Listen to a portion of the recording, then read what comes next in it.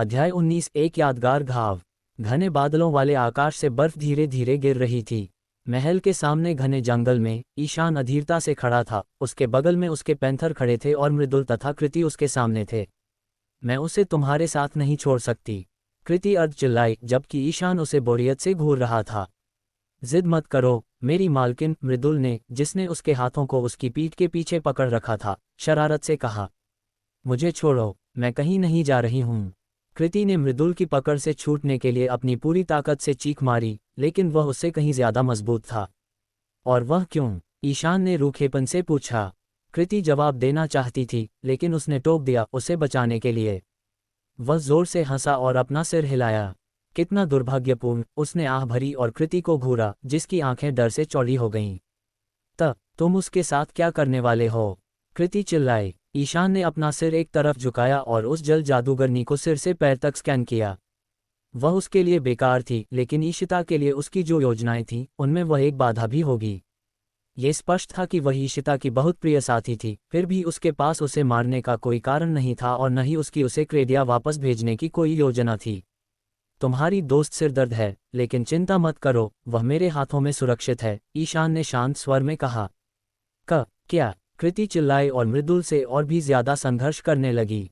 जैसे ही वह अपनी शक्तियों का उपयोग करने वाली थी, ईशान उसके बहुत करीब आ गया और उसके माथे पर उंगली से झटका दिया, जिससे वह मृदुल की बाहों में बेहोश होकर गिर गई। इसे रवि के पास ले जाओ और सुनील के दक्षिण से लौटने से पहले वापस आ जाना, ईशान ने मृदुल को आदेश दिया, जिसने सिर हिलाया और कृति को अपनी बाहों में उठा लिया। ये तो उस तोते से भी ज्यादा शांत है, ईशान ने बेहोश जल जादूगरनी को घूरते हुए कहा। क्या आप सचमुच सोचते हैं कि इसे राजकुमार रवि के पास ले जाना एक अच्छा विचार है? समय नाजुक है, क्या आप नहीं सोचते, मेरे महाराज? मृदुल ने चिंतित होकर पूछा। क्या मैं ऐसा दिखता हूं कि मुझे परवाह है कि वह मरती है या नहीं? वह रवि की समस्या होगी। ईशान मुड़ा और अपने पैंथरों के साथ जंगल में चला गया। ईशिता अंगीठी के सामने खड़ी होकर उस दृष्टि के बारे में लगातार सोच रही थी जो उसने देखी थी। वह चाहती थी कि 9 पूंछ वाला लोमड़ बोल सके ताकि वह उसकी पूछताछ का जवाब दे सके कि उसने अप्रत्याशित रूप से उस दृष्टि को क्यों सक्रिय किया और वह किस बारे में थी। उसकी पन्ना जैसी आंखें आग की लपटों को दर्शा रही थीं, उसके विचार अस्त व्यस्त थे और उसे समझ आने लगा था कि उसकी चाची लीना सही थीं। लीना ने उसे चेतावनी दी थी कि क्रेडिया छोड़कर हिम ड्रैगन के राज्य में प्रवेश करना एक बिल्कुल अलग ब्रह्मांड में प्रवेश करने जैसा होगा। ईशिता हमेशा अपने राज्य को आग उगलने वाले ड्रैगनों से बचाती थी, लेकिन उसने कभी भी क्रेडिया के बाहर फैले बड़े जंगल से आगे निकलने का साहस नहीं किया था। उसने आह भरी और अपनी मुट्ठियां भींच लीं। ईशान की हत्या करने की उसकी इच्छा तेजी से बढ़ रही थी। वह आदमी सिरदर्द था, असभ्य था और उसके ऑरा से केवल खतरा ही निकलता था। तुम सोई नहीं? उसके पीछे से एक मर्दाना, ठंडा फिर भी आरामदायक स्वर आया। ईशिता चौंकी नहीं, इसके बजाय वह गुस्से में थी, लेकिन वह उसकी ओर मुड़ी नहीं। चले जाओ, उसने उपहास किया। यह मेरा शयन कक्ष है, तोते, उसने शांत स्वर में फुसफुसाया, उसके स्वर में नाराजगी झलक रही थी। मैंने तुम्हें यहाँ कभी सोते हुए नहीं देखा, क्या मैंने देखा है? ईशिता ने अहंकार से सवाल किया। तुम आराम से हो, डरी हुई नहीं कि मैं तुम्हें चोट पहुँचाऊंगा, ईशान ने अचानक कहा और तभी ईशिता ने अपनी हथेली पर अपने घाव को देखा। तुमने क्या किया? उसने पूछा और उसकी ओर मुड़ी तो देखा कि वह अपने गोद में स्नोफ्लेक को लिए बिस्तर पर बैठा था। जब से मैं तुमसे मिला हूं, तुम सबसे मूर्खतापूर्ण और अनावश्यक सवाल पूछती हो, ठीक तुम्हारी तरह, लेकिन अब तुम समझदार हो रही हो, उसने शांत मुद्रा में बोलते हुए भयंकर नफरत से उसे घूरा। ईशिता की आंखें फड़क उठीं। मुझसे इस तरह बात मत करो, ईशिता ने गुस्से से चिल्लाया।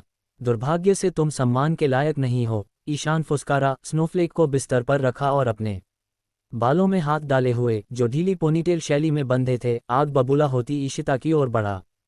तुम मेरी पत्नी हो, तुम मेरा नाम धारण करोगी, तुम मेरे साथ रहोगी, जिसका अर्थ है तुम्हारी आत्मा, मन, भावना और सबसे खास बात, तुम्हारा शरीर मेरा है। उसने गहरे फुसफुसाहट के साथ अपनी बात समाप्त की, अपना चेहरा उसके चेहरे के करीब झुकाया और अपने बाल खोल दिए, जिससे वे उसके कंधों पर गिर गए। उसके सामने का आदमी बहुत आकर्षक था, लेकिन उसे उसके लिए नफरत के अलावा कुछ भी महसूस नहीं हो रहा था। मैं तुम्हारी नहीं हूं, मैं कभी तुम्हारी नहीं बनूंगी, ईशिता ने अपने दांतों के बीच से गुर्राया। उसकी बर्फीली नीली आंखें चांदी की तरह धधक उठी, उसके होंठ ऊपर उठे और उसने उसकी कलाइयां पकड़ ली, उसकी हथेलियों को घूरते हुए। एक पर घाव था और दूसरी पर कोई घाव नहीं था। ईशिता ने अपनी हथेलियों को मुट्ठी में बंद कर लिया और दूर हटने की कोशिश की, लेकिन उसकी पकड़ मजबूत थी। उसने उसे घूरा, उन बर्फीली नीली आंखों में देखा जो एक खालीपन के अलावा कुछ भी उजागर नहीं करती थीं, जो आत्माओं को चूसने में सक्षम थी। क्या तुम जानना चाहती हो कि घाव कैसे गायब हुआ? ईशान ने एक भयानक मुस्कान पहनकर पूछा। ईशिता ने गहरी निराशा दिखाए। मुझे छोड़ो, उसने गुर्राया। तुम जानना नहीं चाहती? ईशान ने अपनी कलाइयों के चारों ओर अपनी पकड़ बढ़ा दी जब तक कि वह अनजाने में दर्द से चीख नहीं पड़ी। तुम क्या कर रहे हो? ईशिता चिल्लाए। उसके हाथों से आग निकली, लेकिन ईशान ने केवल अपनी पकड़ बढ़ाई, जिससे ईशिता की आग और बढ़ गई। आग उसकी बर्फीली नीली आंखों में प्रतिबिंबित हुई, जो धीरे धीरे अपने चांदी के सरीसृप जैसे रूप में बदल गईं। मैं तुम्हें चोट पहुंचाना चाहता हूं, ईशान ने सपाट जवाब दिया। मुझमें दूसरे को ठीक करने की क्षमता है, लेकिन मैंने ये घाव स्थायी रहने दिया ताकि तुम मुझे याद रख सको। मुझे तुम्हारे चेहरे पर एक उत्तम गहरी निराशा देखना बहुत पसंद है। उसने जोड़ा, गहरी हंसी हंसा और अपनी पकड़ बढ़ा दी, जिससे ईशिता दर्द से कराह उठी। मुझे जाने दो, उसने चिल्लाया और ईशान के चेहरे पर एक आग का विस्फोट किया, लेकिन उसने सही समय पर उसकी कलाइयां छोड़ दी, चकमा दिया और उसके आग के विस्फोट को पानी में बदल दिया जो जमीन पर छलक गया। ईशिता ने सांस लेने के लिए हांफा और अपनी कलाइयों को घूरा, ये देखने के लिए कि वे लाल हो गए थे और उन पर ईशान के बनाए हुए घेरे के निशान थे। उसकी त्वचा दूधिया सफ़ेद थी, ईशान की तरह पीली और नाजुक। उस पर छोटी सी चोट भी बहुत बड़ी दिखती थी। अब समय आ गया है कि मैं एक और निशान बनाऊं, ईशान ने अप्रत्याशित रूप से कहा। ईशिता अभी भी गुस्से से कांपते हुए अपनी कलाई को घूर रही थी। मैं तुमसे नफरत करती हूँ, उसने चिल्लाया और उसे देखने के लिए अपना सिर उठाया। वह भयंकर लग रहा था। उसके करीब आया, उसके कंधों को पकड़ लिया और पलक झपकते ही उसने महसूस किया कि उसकी पीठ मुलायम बिस्तर से मिली है और ईशान अपने भव्य चेहरे के साथ खतरनाक रूप से उसके करीब उस पर झुका हुआ है। बेशक तुम करती हो, ईशान ने मोहक अंदाज में फुसफुसाया। ईशिता की आंखें सदमे से चौड़ी हो गईं, उसका सीना ऊपर नीचे हो रहा था क्योंकि वातावरण भारी और अजीब हो गया था। तुम क्या रह रहे हो? उसने डरते हुए पूछा। ईशान को उसके सवाल पर बेहद मनोरंजन हुआ। वह अंधेरे में मुस्कुराया, उसके बाल कुछ लटों में उसके चेहरे के किनारे पर गिर गए जब वह अपना चेहरा और करीब झुकाया। अपना चेहरा उसके कान की ओर मोड़ते हुए उसने उसे फुसफुसाते हुए सुना। उसकी ठंडी सांस उसके कान पर पड़ने से उसे सिहरन हुई। मैं तुम्हें चोट पहुंचाना चाहता हूं, एक सुखद तरीके से। अध्याय 20 वासना का निशान 1। तुम्हारा क्या मतलब है? मुझे जाने दो, ईशिता अपनी पूरी ताकत से चिल्लाए। उसका बड़ा शरीर उसके छोटे रूप को ढके हुए था, उसका सुंदर चेहरा उसके चेहरे के खतरनाक तरीके से करीब था और उसके ठंडे हाथों ने उसके हाथों को जकड़ लिया था ताकि उसे बिस्तर से बांध सकें। ईशिता ने हाँफते हुए महसूस किया कि उसके हाथों की ठंडक बढ़ती जा रही है। उसके हाथ बहुत ठंडे थे और उसे ऐसा लग रहा था जैसे उसकी ऊर्जा उनसे खींची जा रही हो। तुम क्या कर रहे हो? ईशिता अपनी आंखें बंद करके और अपने शरीर को जोर से हिलाते हुए संघर्ष कर रही थी, चिल्लाई। मुझे अपनी बात दोहराना पसंद नहीं है, उसकी आवाज़ भयानक लग रही थी। ईशिता का शरीर डर से जम गया। उसने अपनी शक्तियों का उपयोग करने की कोशिश की, लेकिन वह कुछ भी महसूस या कर नहीं पाए। आग की एक चिंगारी भी नहीं निकली। जब उसने अपनी आंखें खोलीं तो उसने ईशान की उन उत्सुक चांदी के सरीसृप जैसी आंखों में कुछ देखा। वह उस पर उंगली नहीं रख पाए, लेकिन उसे तुरंत महसूस हुआ कि वह गंभीर खतरे में है। उसका पति सचमुच खतरनाक था और उसे अपने जीवन में लिए गए हर फैसले पर पछतावा होने लगा। अपनी हथेली पर घाव में एक टीस महसूस करते हुए वह दर्द से कराह उठी और पीड़ा में अपना सिर उठाया। मुझे ज़बरदस्ती पसंद नहीं है, ईशान ने मोहक अंदाज में फुसफुसाया और उसके जबड़े को चूमा। उसके शरीर को ऐसा लगा जैसे उसे बिजली का झटका लगा हो। उसे इसकी उम्मीद नहीं थी। उसने अपने जीवन में कभी ऐसा महसूस नहीं किया था जैसा वह इस पल महसूस कर रही थी। तुम हार मानोगी, उसकी ठंडी सांस ने उसके जबड़े पर पड़ी और उसके होंठ उसके जबड़े की रेखा पर घूम गए।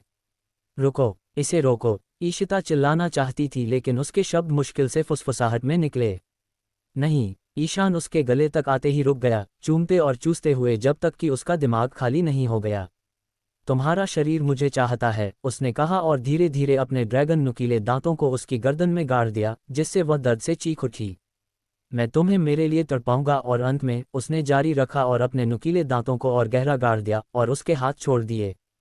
इस बार ईशिता की चीख ज्यादा तेज थी। उसने अनजाने में उसकी कमीज पकड़ ली और उसे अपनी ओर खींच लिया। ईशान पीछे हटा और कांपती हुई उसकी त्वचा के खिलाफ मुस्कुराते हुए उसकी गर्दन को चाटा।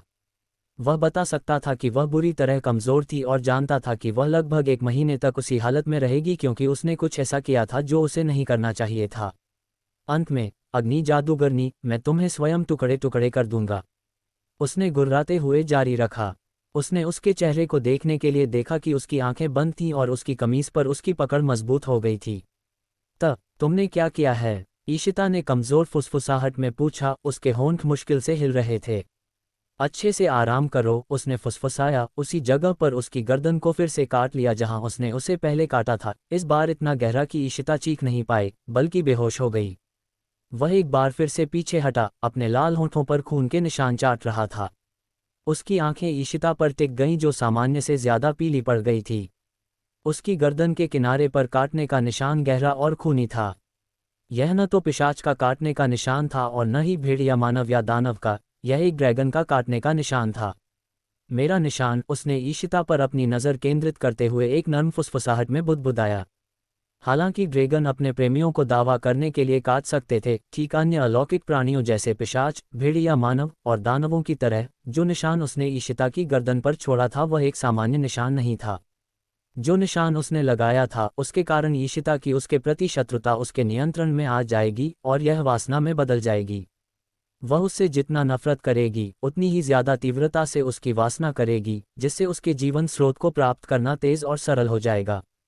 तुम्हारे अहंकार ने ये लाया, तोते, वह हंसा, उसे छोड़ा और बिस्तर से उतर गया। महाराज, रीटा ने दरवाजे के पीछे से आवाज दी, जिससे ईशिता अपनी गहरी सपनों रहित नींद से जाग गई। ईशिता दर्द से कराह उठी, अपनी दुखती गर्दन को सहलाते हुए, और जब उसे पिछली रात हुई घटना याद आई तो उसकी आंखें घबराहट से चौड़ी हो गईं। मेरी गर्दन, वह चिल्लाई, बिस्तर से कूदी और कमरे के कोने में रखे दर्पण की ओर भागी ताकि वह अपनी गर्दन की जांच कर सके। कोई घाव नहीं था। ये कैसे संभव है? ईशिता ने यह विचार अपने मन में नहीं लाया कि जो हुआ वह एक सपना था। मेरी रानी, उसने रीटा को दरवाज़ा खटखटाते हुए सुना। ईशिता दरवाजे की ओर मुड़ी और जब उसके होंठ खुले तो उसकी दृष्टि धुंधली हो गई और उसे चक्कर आने लगा। अपना सिर हिलाते हुए उसने लड़खड़ाते कदमों से बिस्तर की ओर बढ़ी और उस पर बैठ गई। अंदर आओ, उसने अपना माथा सहलाते हुए कराह भरी और रीटा ने दरवाज़ा खोला। ऐसा लग रहा था जैसे उसने कोई भूत देख लिया हो। महाराज सबके साथ नाश्ता कर रहे हैं और मेज़ पर आपकी उपस्थिति का अनुरोध करते हैं, रीटा ने हाँफते हुए बताया। ईशिता, जो समझ नहीं पाई कि रीटा इतनी डरी हुई और नाटकीय क्यों थी, उसने गहरी आह भरी और पूछा, यह इतना ज़रूरी क्यों है? महाराज ने बहुत समय से भोजन कक्ष में भोजन नहीं किया है। ये बहुत अचानक है और उन्होंने मुझे आपको भोजन कक्ष में लाने के लिए कहा। रीटा ने घबराते हुए अपनी बात समाप्त की। ईशिता का सिर भारी महसूस हो रहा था। उसने रीटा से कुछ नहीं कहा और बुरी तरह कमज़ोर महसूस कर रही थी।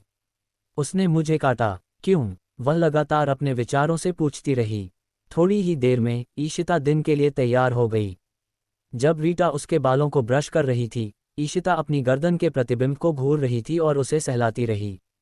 रीटा, जिसने ये देखा, उत्सुक हो गई लेकिन उसने कुछ न कहने का फैसला किया। वे भोजन कक्ष में पहुंचे जो शांत था और वहां मौजूद लोग थे डचेस अनुपमा, ड्यूक सुनील, मीरा, बेला और ईशान जिसकी ठंडी आंखें बेला पर टिकी थीं जो उसे देखकर लगातार शर्मा रही थी। ईशिता ने ये देखा और उस पर ताना कसना चाहा कि वह दयनीय है, लेकिन उसे अजीब महसूस होने लगा। वह उसकी ओर खींची चली गई। उसे मत देखो, मुझे देखो, वह अर्ध चिल्लाई, जिससे ईशान के होंठों पर एक फड़कन हुई। बेला की आंखें सदमे से चौड़ी हो गईं। क्या? बेला ने अपमानित होकर पूछा। सुनील ने सिर हिलाया, उसकी नीली आंखें जिज्ञासा से चमक रही थीं। मीरा, जो अपने भोजन पर केंद्रित थी, आश्चर्य से अपनी बाहें उठा लीं, जबकि अनुपमा सुनील की तरह ही उत्सुक दिख रही थीं। शुभ प्रभात, ईशान ने शांति से पूछा और ईशिता को देखा। ईशिता को समझ नहीं आया कि उसे क्या हो रहा था। अजीब भावना से लड़ते हुए उसकी आंखें आग की तरह लाल हो गईं। वह उसकी ओर भागी और अपना चेहरा उसके चेहरे के करीब ले आए। तुमने मेरे साथ क्या किया है? उसने गुस्से से पूछा। हाँ प्यार, मुझसे घृणा करो, ईशान ने मोहक अंदाज में फुसफुसाया, शैतानी मुस्कान के साथ मुस्कुराते हुए जब ईशिता ने गहरी निराशा दिखाई। अगर निराशा से कोई मर सकता तो वह उस पल उसे मारने में सफल हो जाती। तुम? ईशिता रुक गई, आश्चर्य से अपनी आंखें चौड़ी करते हुए, क्योंकि उसके प्रति आकर्षित होने की अजीब भावना बढ़ गई थी और इससे पहले कि वह खुद को नियंत्रित कर पाती, उसने अपने होंठ ईशान के होंठों पर रख दिए। अध्याय 21 वासना का निशान 2। ईशान ने उसके होंठों पर मुस्कुराया जो उसके होंठों से टकराए थे। वह इस बात का आनंद ले रहा था कि वह बेशर्मी से उसे चूम रही थी क्योंकि वह जबरदस्ती उसके होंठों को खोलने के लिए फुसला रही थी। उसके कामुक होंठों ने उसकी रुचि बढ़ा दी और उसने अपनी जीभ को अपने मुंह में फिसलने देने के लिए अपने होंठ खोल दिए। अपना सिर एक तरफ झुकाते हुए उसने अपनी बाहों को उसके चारों ओर लपेटा और उसी आक्रामकता के साथ चुंबन लौटाया। यह मैं क्या देख रही हूँ? हांफती हुई बेला ने पूछा, जैसे ही उसने उस जोड़े को जुनून से चूमते हुए देखा। सुनील और अनुपमा के जबड़े जमीन पर थे जब वे ईशान और ईशिता को देख रहे थे, जबकि मीरा जम गई थी, अपनी पलकें झटके से झपका रही थी। ईशान ईशिता के होंठों से और ज्यादा नहीं पा सका और उसने अपनी कमर पर उसके हाथों को महसूस करते हुए गहरा गोता लगाया जिसने ईशिता को और ज्यादा उत्तेजित कर दिया। उसे ऐसा लगा जैसे वह नियंत्रण खोने वाली है, भले ही उसे देखने वाले लोगों की परवाह नहीं थी। जब उसने अपने एक हाथ को, जो उसकी कमर के चारों ओर था, उसकी नितंबों पर ले जाया और उसे दबाया, तो ईशान की तात्कालिकता की भावना 10 गुना बढ़ गई क्योंकि वह महसूस कर सकता था कि उसकी तड़प कितनी तीव्र थी। वह उनके अलग हुए होंठों को उसके कान तक लाए। ईशान उसके होंठों को पकड़े रहना चाहता था, लेकिन वह यह अनुमान लगाने से खुद को रोक नहीं पाया कि वह आगे क्या करेगी। उसने धीरे से लेकिन लगातार अपने होंठ उसके कानों तक लाए और उन्हें काटना शुरू कर दिया। एक छोटे से ठहराव के बाद उसने केवल एक संक्षिप्त क्षण के लिए अपनी गर्म सांस उसके कान पर डाली, इससे पहले कि वह मोहक ढंग से अपनी जीभ बाहर निकालती और उसे एक लंबी, गर्म चाट देती। ईशान ने अपनी सांस अंदर ली और वह कसम खा सकती थी कि उसने उसे गाली देते हुए सुना। उन दोनों ने तिकड़ी पर ध्यान नहीं दिया लेकिन जारी रखा। ईशिता ने चीज़ों को एक पायदान ऊपर ले जाने का फैसला किया। वह उसके कानों के खिलाफ मुस्कुराए और अपने हाथ को उसकी जांघ पर लाए। उसने कुछ सेकंड के लिए उसकी जांघ पर पैटर्न बनाए, जिससे ईशान थोड़ा उत्सुक हो गया। उसने उसे देखा और मुस्कुराई कि वह कितनी शरारती थी, इससे पहले कि अचानक और काफ़ी सख्ती से अपना हाथ उसके सदस्य पर रखा जो अभी पूरी तरह से नहीं जगा था। इससे ईशान ने और सांस अंदर ली और थोड़ा झटका लगा क्योंकि उसने उसके नितंबों को और कसकर पकड़ लिया। भले ही उसका सदस्य अभी भी उसकी पैंट में प्रतिबंधित था, वह इसे पूरी तरह से जागृत और फड़कता हुआ महसूस कर सकता था। उसकी आंखें उसे और ईशिता को देख रही तिकड़ी पर टिक गईं। वे अपने तेज चांदी के सरीसृप जैसे रूप में बदल गए और उन्हें कड़ी नज़र से घूरा। हम सुनील अपने शब्दों को नहीं खोज पाया क्योंकि वह ईशान और ईशिता को देखकर घबरा गया था। हमें उन्हें अकेला छोड़ देना चाहिए। अनुपमा ने उसके मुंह से अपने शब्द निकाले, खड़ी हुई और जल्दी से भोजन कक्ष से बाहर चली गई। सुनील आंखें बंद करके पीछा किया। मीरा लगातार अपना गला साफ कर रही थी और बेला अत्यधिक सदमे में अपनी सीट पर हाइपरवेंटिलेटिंग करते हुए जम गई थी। चले जाओ, ईशान ने ईशिता को पकड़ने और अपने होंठों को उसके होंठों पर पटकने से पहले बेला पर चिल्लाया। बेला गुस्से से खड़ी हुई और गुस्से में चिल्लाते हुए भोजन कक्ष से बाहर निकल गई। ईशिता के हाथ ईशान की गर्दन के चारों ओर लिपटे हुए थे, कराह रहे थे क्योंकि उसने उसके होंठों को चूसा। उसका दिमाग खाली हो गया था, उसका शरीर उसके स्पर्श के लिए तड़प रहा था। ईशान तोते से चकित था, वह सचमुच जंगली और अनुभवी थी। बस वह पीछे हटा और उसके गर्म चेहरे, उसकी वासना से भरी पन्ना जैसी आंखों और उसकी गर्दन के चारों ओर लिपटे उसके हाथों को देखा, जिसमें उसके अंगूठे धीरे से उसकी त्वचा को सहला रहे थे। तुम जितना मैंने सोचा था उससे भी ज्यादा दिलचस्प हो, उसने फुसफुसाया उसके होंठों पर अपने अंगूठे को फेरते हुए। तुमने मेरे साथ क्या किया? ईशिता ने सुस्त तरीके से सवाल किया, उसकी वासना से भरी पन्ना जैसी आंखें धीरे धीरे आग की तरह लाल हो गईं। तुम मुझसे क्या कराना चाहती हो? ईशान ने एक आत्मसंतुष्ट मुस्कान के साथ पूछा। ईशिता गुस्से में चिल्लाना चाहती थी लेकिन यह उसे छूने और खुद में डुबोने की चाहत की भावना से कम नहीं था। ईशान की आंखें उसके पीले चेहरे पर टिक गईं। वह सचमुच कमज़ोर थी लेकिन वह इस बात से ज़्यादा उत्सुक था कि वह कितनी अनुभवी थी या क्या ये सिर्फ वासना थी। तुम किसके साथ लेटी हो? उसने बेशर्मी से पूछा। ईशिता ने बिना कुछ कहे उसे घूरा। जो तुमने मेरे साथ किया है उसे हटाओ, उसने धीरे से बुदबुदाया। उसकी आंखें बंद हो गईं और ईशान ने अपनी बाहों को उसके चारों ओर लपेट लिया जब वह बेहोश हो गई, उसे अपने करीब लाते हुए। उसके बालों को सहलाते हुए वह जोर से हंसा। उसने राक्षस को जगा दिया। सचमुच दिलचस्प। ईशिता ने आंखें खोली तो देखा कि 9 पूंछ वाला लोमड़ उसके बगल में सो रहा है। उसका सिर दुख रहा था और ईशान के साथ पहले जो हुआ था उसकी यादें उसके सिर में तेजी से आ गईं। ईशिता जोर से चिल्लाई, बैठने की स्थिति में खुद को रखा, खुद को गले लगाते हुए। क्या हो रहा है? उसने कांपते हुए पूछा, उसकी आंखों में आंसू भर आए। उसकी चीख ने स्नोफ्लेक को जगा दिया, जिसने अपनी आंखें खोली और उसे खाली नज़र से घूरा। वह उसकी गर्दन को घूर रहा था जिसने ईशिता को अपनी गर्दन को छूने के लिए प्रेरित किया। उसने एक काटने का निशान महसूस किया तो उसका दिल लगभग उसकी छाती से बाहर आ गया। वह बिस्तर से कूद गई और अचानक चक्कर आने के कारण जमीन पर गिर गई। वह दर्द से कराह उठी, अपने पैरों पर वापस खड़ी हुई और दर्पण की ओर चली गई। अपने बालों को हटाते हुए उसने सदमे में अपनी चिन्हित गर्दन को घूरा। इसका क्या मतलब है? उसने मुश्किल से फुसफुसाया। अपने साथी को काटना कुछ ऐसा था जो ड्रैगन शायद ही कभी करते थे, जिसने ईशिता को एहसास कराया कि निशान ने उसके साथ कुछ किया था।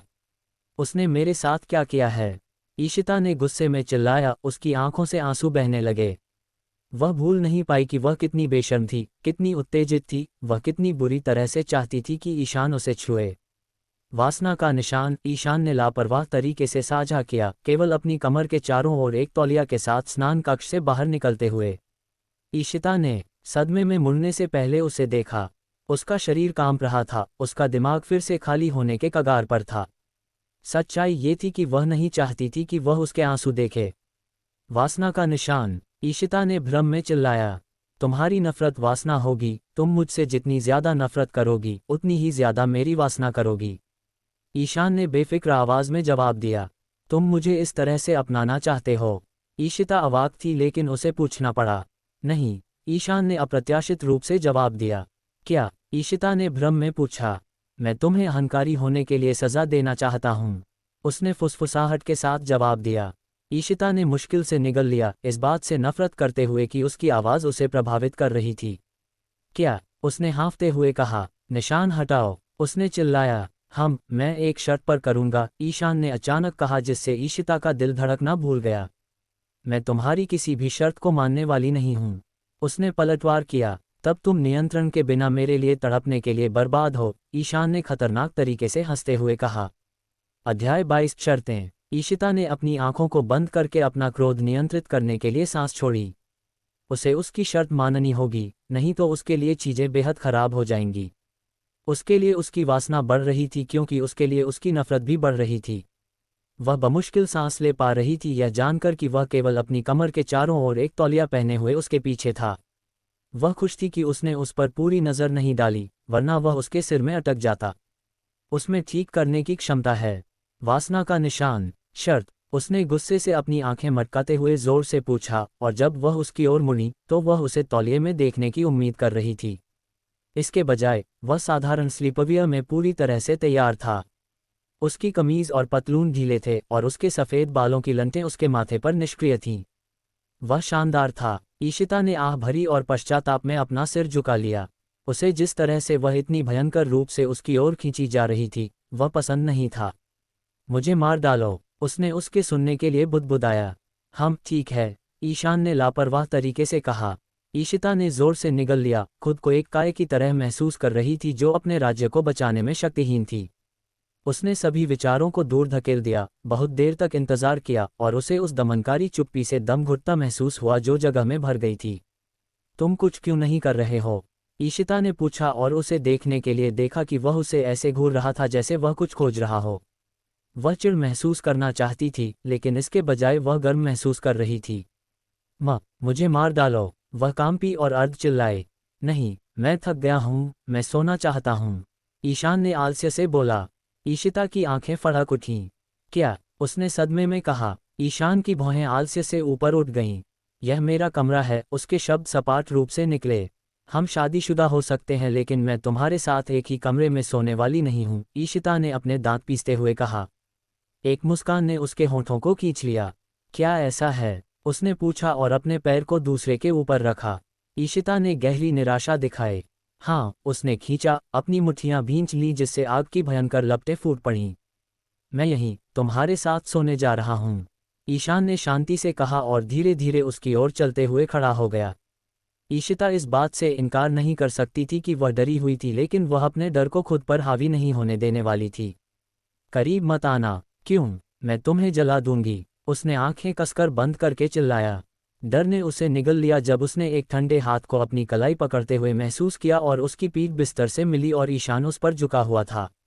उसने अपना चेहरा उसके चेहरे के करीब झुकाया, अपने होंठ उसके कान की ओर मोड़ते हुए और एक मोहक गहरी फुसफुसाहट में कहा जिसने उसकी रीढ़ में सिहरन भेज दी। मैं चाहता हूं कि तुम मुझे जलाओ मेरे प्यार। ईशान जानता था कि वह अब नफरत महसूस नहीं कर रही थी, बल्कि डर महसूस कर रही थी कि वह उस नफरत को महसूस करेगी जो वासना में बदल जाएगी। मुझे अपना प्यार मत कहो, ईशिता ने झटके से कहा। ईशान मनोरंजन में गहरी हंसी हंसा क्योंकि वह उसकी पकड़ में कांप उठी। तुम किसके साथ लेटी हो? उसने शांति से पूछा। ईशिता अपने कानों पर विश्वास नहीं कर सकी। उसकी आंखें खुल गईं जो उसकी आंखों से मिली, जो ऐसा लग रहा था जैसे वे उसकी आत्मा को खोज रहे थे। उसने उन बर्फीली नीली आंखों में कुछ नहीं देखा सिवाय खालीपन के। मुझे छोड़ो, ईशिता भड़क उठी और संघर्ष करने की कोशिश की, लेकिन उसने खुद को बहुत कमजोर महसूस किया। मेरे सवाल का जवाब दो, वह गुर्राया। उसकी ठंडी पकड़ उसकी कलाई के चारों ओर कस गई। ईशिता की आंखें भयंकर आग की तरह लाल हो गईं। तुम्हारी ये पूछने की हिम्मत कैसे हुई? उसने चिल्लाया और उसके लाल आकर्षक होठों पर उसकी आंखें जाने से बेचैनी में कराह उठी। नहीं, वह दर्द में सिसक उठी। उसकी आंखें वापस अपने पन्ना रूप में बदल गईं और आंसू से भर गईं। अपनी शान को निगलने का समय आ गया था, कुछ भी उसे हिला नहीं सकता था, वह हृदयहीन था। उसके होंठ खुले, लेकिन कुछ कहने के बजाय उसकी आंखों से आंसू बहने लगे। ईशान ने उसे खाली नज़र से देखा। वह उसकी धड़कन सुन सकता था, जो कमज़ोर और धीमी थी। उसके आंसू। उसने अपना सिर एक तरफ झुकाया, ये सोचते हुए कि अगर वह अपनी अंधेरी अवस्था में होता तो वह क्या करता। उसके आंसू कुछ ऐसा था जो वह नहीं देखना चाहता था, फिर भी वह कुछ भी महसूस नहीं कर रहा था, या वह कर रहा था। ईशिता ने सांस लेने के लिए हांफा और फुसफुसाया, मैं करूँगी, अपनी शर्त बताओ। उसे अचानक बाधित कर दिया गया क्योंकि उसने उसकी एक कलाई छोड़ दी और अपने ठंडे हाथों से उसके आंसू पोंछे। ईशिता ने सदमे में उसे घूरा, जबकि वह बेफिक्र लग रहा था क्योंकि उसकी उंगलियां उसकी चिन्हित गर्दन पर गईं। तुम सुंदर हो, मैं तुम्हें छोड़ दूंगा, उसने धीरे से फुसफुसाया, उसकी काटी गई त्वचा को सहलाते हुए। ईशिता कांप उठी और उसकी कलाई पकड़ ली। मैं तुम्हें नहीं छोड़ूंगी, उसके शब्द मुश्किल से फुसफुसाहट में निकले। ईशान के होंठ ऊपर उठे। मुझे पता है कि तुम नहीं करोगी, मेरे प्यार, उसने फुसफुसाया और अपनी जीभ से क्लिक किया। इससे पहले कि मैं इसे हटाऊं, दो शर्तें, उसने मुस्कराते हुए जोड़ा। ईशिता ने निराशा दिखाए। क्या? उसने अपने दांतों के बीच से पूछा। तुम अपने राज्य वापस जाने की हिम्मत मत करना, उसने एक आदेशात्मक स्वर में कहा जिसने ईशिता की आंखों को अत्यधिक वासना से भर दिया। उसने धीरे से अपना निचला होंठ काट लिया, अपना सिर दूर मोड़ लिया और फुसफुसाया, तुम मुझे कभी हैरान करना बंद नहीं करते, ईशान ड्रैगोस। वास्तव में, ईशान हंसा और उसका सिर हिलाया जिससे वह उन वासना से भरी पन्ना जैसी आंखों से उसे घूरने लगी। दूसरी शर्त क्या है? ईशिता ने धीरे से पूछा। ईशान ने अपना चेहरा उसके चेहरे के करीब झुकाया, अपने होंठ उसके होंठों पर रगड़े जिससे एक चाहत की कराह निकली। तुम किसके साथ लेटी थी, तोते? उसने कठोरता से पूछताछ की और ईशिता उसकी उन बर्फीली नीली आंखों में एक गहरा भाव चमकता हुआ देख सकती थी। मैं। वह रुकी और अपने दांतों से उसके निचले होंठ को पकड़ा, फिर धीरे से उसके होंठों को चूसा। कौन? ईशान ने अधीरता से उसके होंठों के खिलाफ फुसफुसाया। मैं किसी के साथ नहीं लेटी हूँ, ईशिता ने एक कराह के साथ जवाब दिया। ईशान अचंभित नहीं था बल्कि चकित था। शादी से पहले तुम्हें किसने छुआ? उसने पूछा और उसके होंठों से दूर हट गया। चाहे जानबूझकर या गलती से। तुम क्या करने की योजना बना रहे हो? ईशिता ने धीरे और उत्सुकता से पूछा। ज्यादा कुछ नहीं, शायद उसका सिर काट दूंगा या उसका जिगर निकाल दूंगा, जो भी उसे मौत तक ले जाए, ईशान ने लापरवाही से जवाब दिया। ईशिता की आंखें फड़क उठीं और जैसे ही उसके होंठ खुले, वह बेहोश हो गई। ईशान जोर से हंसा, उसकी गर्दन चाटी और काटने का निशान गायब होते देखा। मुझे उसका नाम चाहिए, मेरी प्यारी अहंकारी तोते।